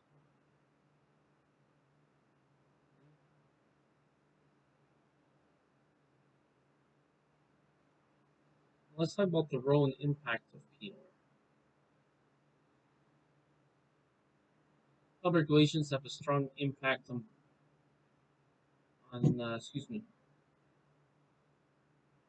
uh, on awareness for a much lower cost and advertising than advertising can. The company does not pay for space or in the media or time in the media, rather for its staff to develop and circulate information and manage events.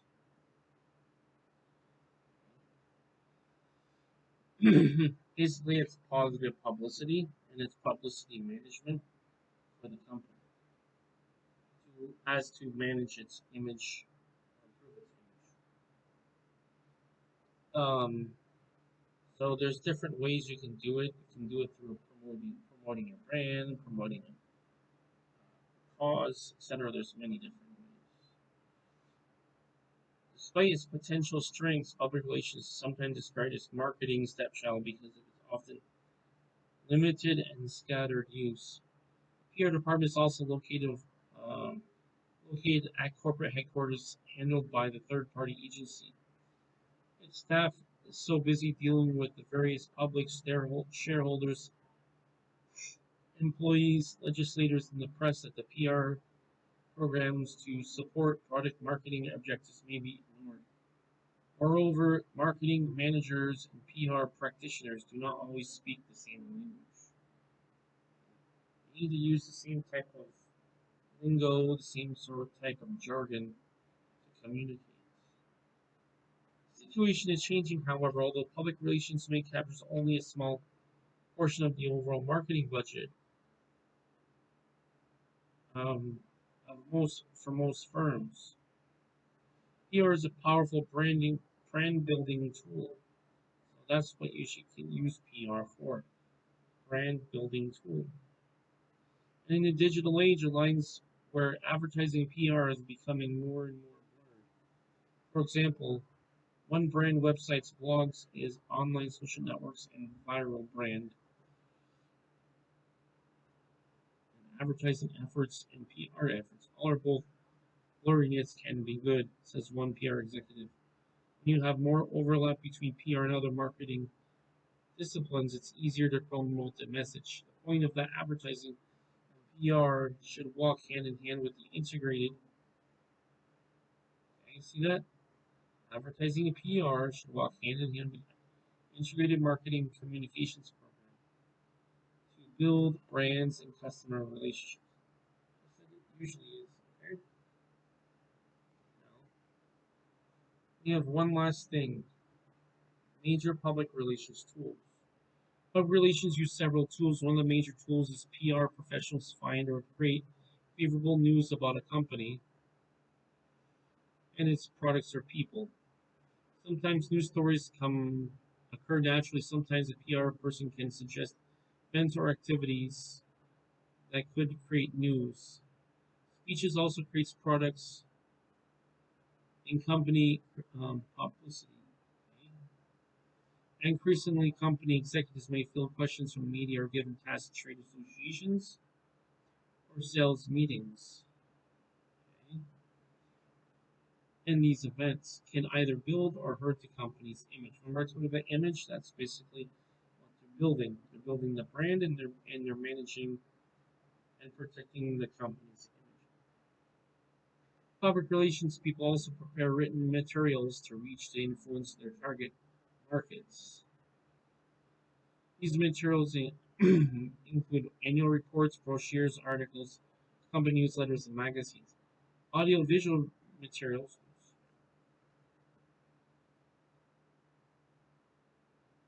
such as slide and sound programs. DVRs and other online videos are being used increasingly as communication tools. Corporate identity materials can also create corporate identity from the public immediately recognizes. Logos, stationery, brochure signs, business forms, business cards, and buildings, uniforms,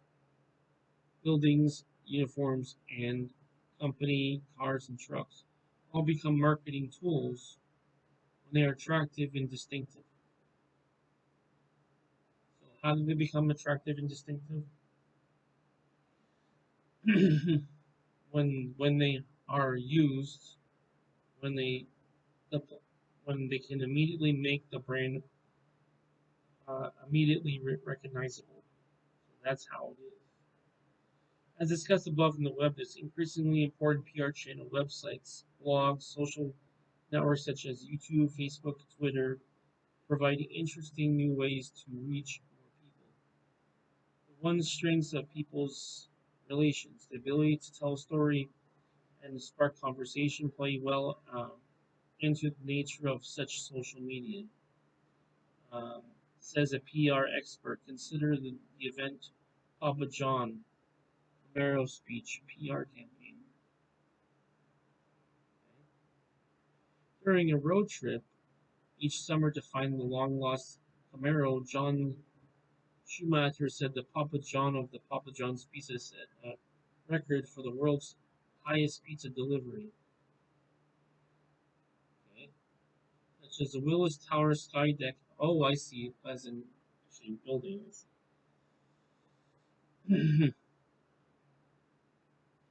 Ring the closing bell. Oh, sorry, highest at the Willis Towers. And they rang the closing bell at the Nasdaq Stock Exchange and visited his children's hospital. So you can see some examples here.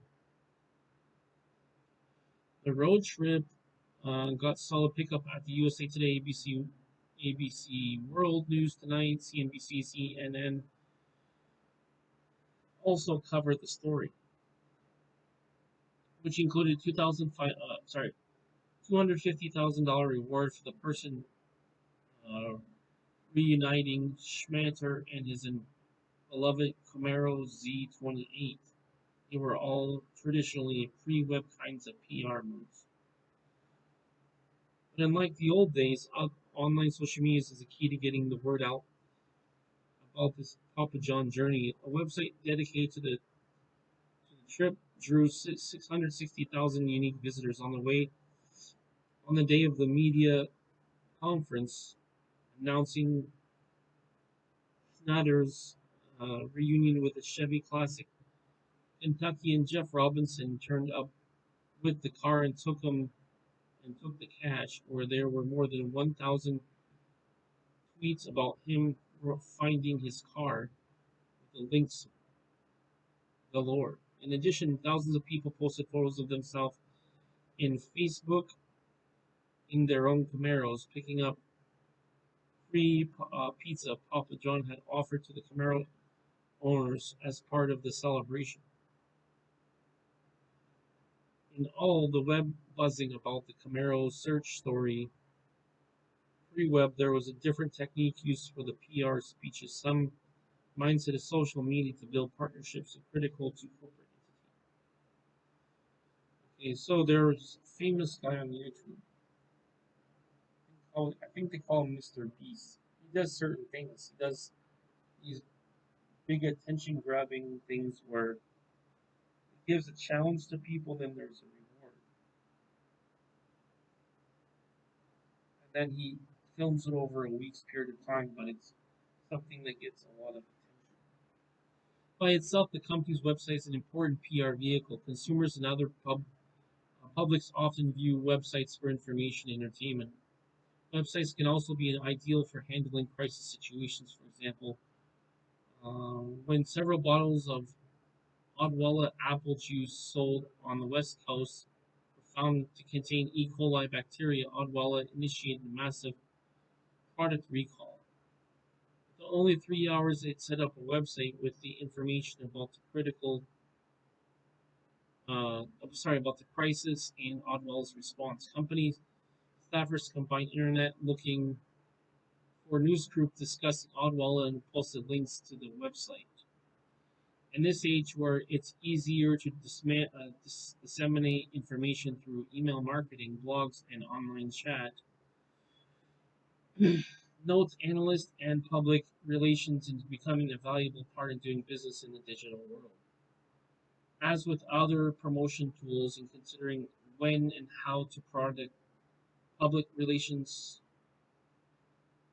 management should set PR objectives, choose Choose the PR messages and vehicles, implement PR plan, and evaluate the results.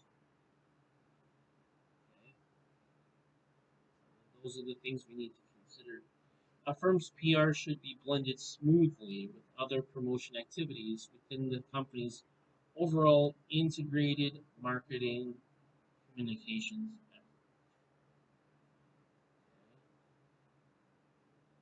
Alright, so that ends that. So let's talk about the objectives that we should remember from this chapter. We should remember we should be able to define the role of advertising and promotion is. We should be able to describe the major decisions involved in developing an advertising program. And we should be able to define the role of public relations in the promotion mix. Or should be familiar with. When they say define, and use and substitute the term be familiar with. Understand. Now, the last things I want to talk about is the key terms to remember in terms of knowing the key words from this chapter, key vocabulary. So for objective 1, we need to remember this idea of advertising. For objective 2, advertising objectives, advertising budget, advertising strategy, Madison and Vine, creative concept, execution style, advertising media, and return of an advertising investment. Excuse me, return on advertising investment and advertising agency. And then finally, public relations. Okay, so this wasn't really that difficult of a chapter. It's just putting these all together and seeing how PR can brand build and can help an image of a company. So that will do it for today. I'd like to thank you for watching this video. I know that you got value out of it. What I'd like you to do is please click like on the video, as it will be, when you click like on the video, give it more exposure to the channel, and we push through the algorithm so more people will be able to see and find this video. If you haven't already, please click subscribe on the video. That way you'll be able to see all my videos on this channel. And also, if you haven't already, please click the bell button. That way you'll be notified of all my future videos. Again, I would like to thank you for watching this video. I'd like to wish you a great day. Take care wherever you are in the world. And I'll talk to you